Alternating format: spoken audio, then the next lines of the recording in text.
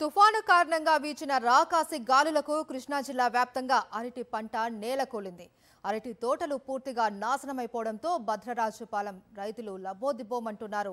మరొక వారం రోజుల్లో పంట చేతికి వచ్చే సమయంలో తుఫాను కారణంగా అరటి తోట నేలకొరిగింది. దీంతో రైతన్నల పరిస్థితి వర్ణనాతీతంగా మారింది. అరటి రైతుల అవస్థలపై మరింత సమాచారం మా ప్రతినిధి అశోక్ అందిస్తారు. తుఫాను కారణంగా వీచిన రాకాసి గాలులకు మొత్తం పంటలన్నీ కూడా పాడైపోయాయి. ప్రస్తుతం మనం భద్రరాజుపాలెంలో ఉన్నాము. అరటి తోటలు ఏ స్థాయిలో నేల కూలాయో చూడొచ్చు. మొత్తం తలలు అన్నీ కూడా కొట్టేసినట్టుగా కూడా మొత్తం అన్నీ నేల కూలాయి. మొత్తం అరటి గెలలు మరొక వారం రోజులైతే కనుక పూర్తి స్థాయిలో ఈ పంట అంతా కూడా చేతికి వస్తుంది. మార్కెట్కు అరటి గెలలు తీసుకువెళ్ళిపోయేవాళ్ళు.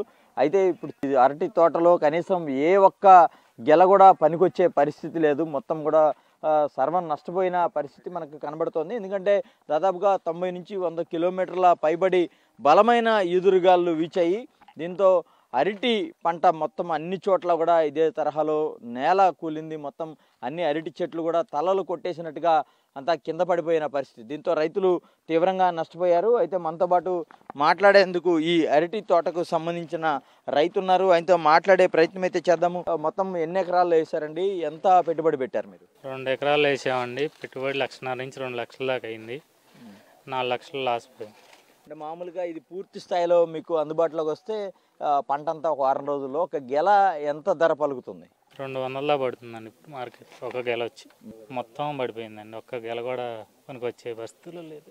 అంటే ఇప్పుడు ఈ తోట మొత్తం సగం పైన అన్ని ఇలా తలలు కొట్టేసినట్టుగా అయిపోయింది కదా.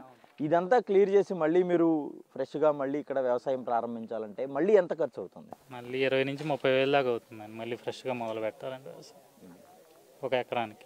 అయితే మనం చూస్తున్నాము కేవలం పంట వేయటమే కాదు, ఈ పంట ఇప్పుడు ఏదైతే నేల కూలిన ఈ అరటి తోట ఉందో ఇదంతా కూడా క్లియర్ చేసి మళ్ళీ ఫ్రెష్గా ఇక్కడ సాగు మొదలెట్టాలంటే దాదాపుగా 50,000 వరకు కూడా పెట్టుబడి పెట్టాల్సి వస్తుందని చెప్పి రైతులు చెప్తున్నారు.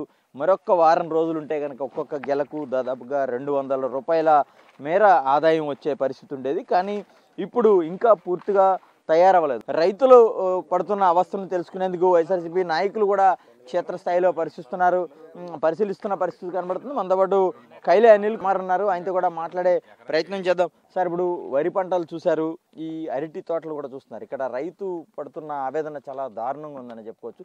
అంటే ప్రభుత్వం ఎలాంటి సాయం చేస్తే వీళ్ళకి బాగుంటుందని అనుకుంటున్నారు? ఎట్లా? తుఫాన్ వచ్చింది, తుఫాన్ అయితే ఎవరు ఆపలేరు. కానీ ప్రభుత్వం రైతుల్ని డీల్ చేసే పద్ధతి బాగాలేదు. తుఫాన్ వచ్చిన తర్వాత మీరు రైతుల్ని ఆదుకోవాలి వచ్చిన అవసరం తప్పకుండా ఉంది. ఆదుకునేటప్పుడు మీరు క్షేత్రస్థాయిలోకి వచ్చి పరిశీలించి ఏ విధంగా ప్రభుత్వం నుంచి సహాయం చేయాలనేది విషయాన్ని రైతులకు తెలియజేయాలి. ఎందుకంటే వాళ్ళు కష్టంలో ఉన్నారు కాబట్టి. ఈ ప్రభుత్వ విధానం ఎక్కడ కనిపించట్లేదు. ఎందుకంటే ఈ క్రాప్ సరిగ్గా చేయలేదు. అదేవిధంగా ఇన్సూరెన్స్ గురించి కూడా రైతులకి సరైన అవగాహన కల్పించలేదు. రైతులు ఇన్సూరెన్స్ కట్టినా కానీ ఒక జిల్లా యూనిట్గా తీసుకుంటామని చెప్తా ఉన్నారు. ముఖ్యంగా ఈ తోట్లవల్లూరు మండలంలో పసుపు, కంద, బొప్పాయి, అరటి ఈ పంటలు ఇప్పటికే ఒక 4 నెలల ముందు కృష్ణానది వరదల్లోనే మునిగిపోయి పాడైపోయినాయి. కనీసం అప్పుడు వచ్చి కూడా ఎవరు కూడా అధికారులు వచ్చి పట్టించుకున్న పరిస్థితులు లేవు. జగన్మోహన్ రెడ్డి గారు ముఖ్యమంత్రిగా ఉన్నప్పుడు మేము ఈ తోట్లవల్లూరు మండలంలోనే 57 కోట్ల రూపాయలు ఒక్క రోజే సబ్సిడీ వచ్చిన విషయాన్ని ఈ సందర్భంగా రైతులందరూ కూడా గుర్తు చేసుకుంటా ఉన్నారు. వైఎస్ఆర్ కాంగ్రెస్ పార్టీ తరఫున ఈ తుఫానులో నష్టపోయిన రైతులందరినీ కూడా ఆదుకోవాలని చెప్పి డిమాండ్ చేస్తా ఉన్నాం. మీరు చెప్పండి, మొత్తం మీ నియోజకవర్గ పరిధిలో ఇక్కడ ఈ మండలంలో కూడా ఈ పంటలన్నీ దాదాపుగా పాడైపోయాయి. ఎట్లా ఉంది అసలు ఇక్కడ రైతుల పరిస్థితి? రైతుల పరిస్థితి నిజంగా దీనాతిదీనంగా ఉందండి. ఏదో తూతూ మంత్రంగా పోతున్నారు. మొన్న 4 రోజుల నాడు వరదలు వచ్చి పసుపు పోయింది, కంద పోయింది, అట్లు పోయినాయి, బొప్పాయిలు పోయినాయి.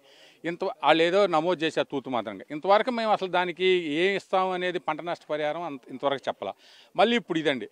నేను అనేది ఏంటంటే ఒక్కటే, రైతుకి మేలు చేయాలని మీరు ఏదైనా దృక్పథం ఉండి మీ మెదళ్ళు ఏదన్నా ఉంటే రైతులకి ఇట్లాంటి సమయాలు ఇచ్చినప్పుడు అరటి తోటలకు కానీ, పసుపుకి కానీ, కందకు కానీ, వరికి కానీ ప్రతి పంటకి మీరు ఇన్సూరెన్స్ రైతులన్నా కట్టుకుని రైతులకి ఇచ్చేటట్టు చూడండి సార్.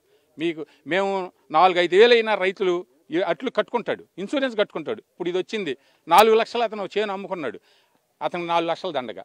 ఇన్సూరెన్స్ కట్టుకుంటే ఎంతో కొంత డబ్బులన్నీ వస్తాయండి.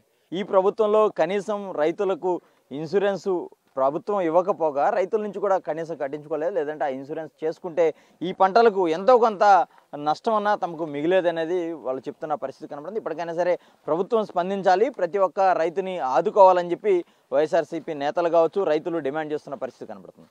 కెమెరా పర్సన్ వెంకట్తో అశోక్, సాక్షి టీవీ, బదిరాజపాలెం నుంచి.